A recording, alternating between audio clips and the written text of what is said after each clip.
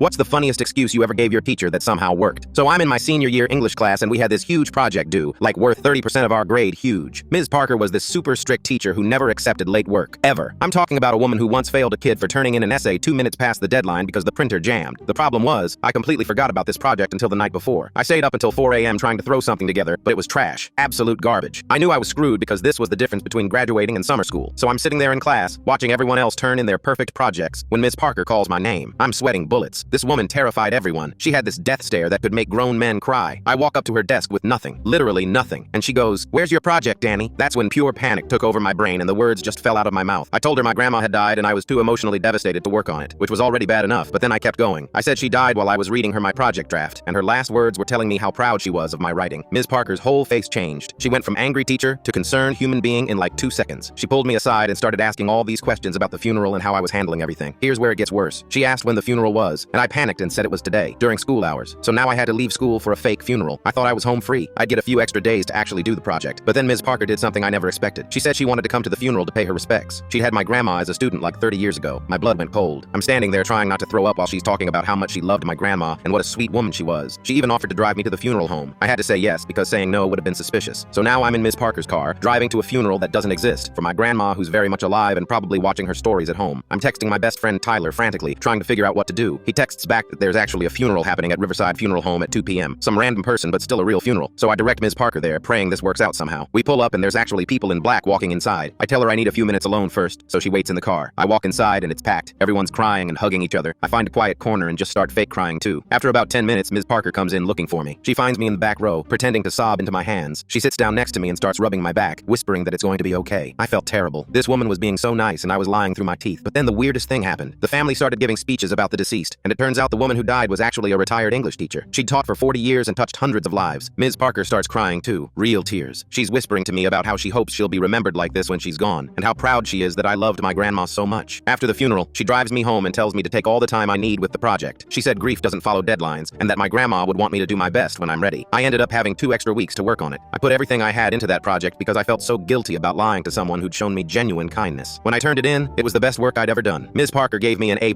and wrote a note saying she could see how much the experience had matured my writing. The crazy part is, I never told anyone the truth until graduation day. Ms. Parker pulled me aside after the ceremony and said she had something to confess. She said she'd known all along that my grandma was still alive because she'd seen her at the grocery store the week after the funeral. My jaw hit the floor. She just smiled and said sometimes students need a little grace, and she could tell I was a good kid who'd made a mistake. She said the important thing was that I'd learned something from it and done better because of it. Turns out my grandma really had been her student years ago, and Ms. Parker had been curious about our family ever since. She said seeing how much I was willing to go through just to avoid disappointing her made her realize she might be too strict sometimes.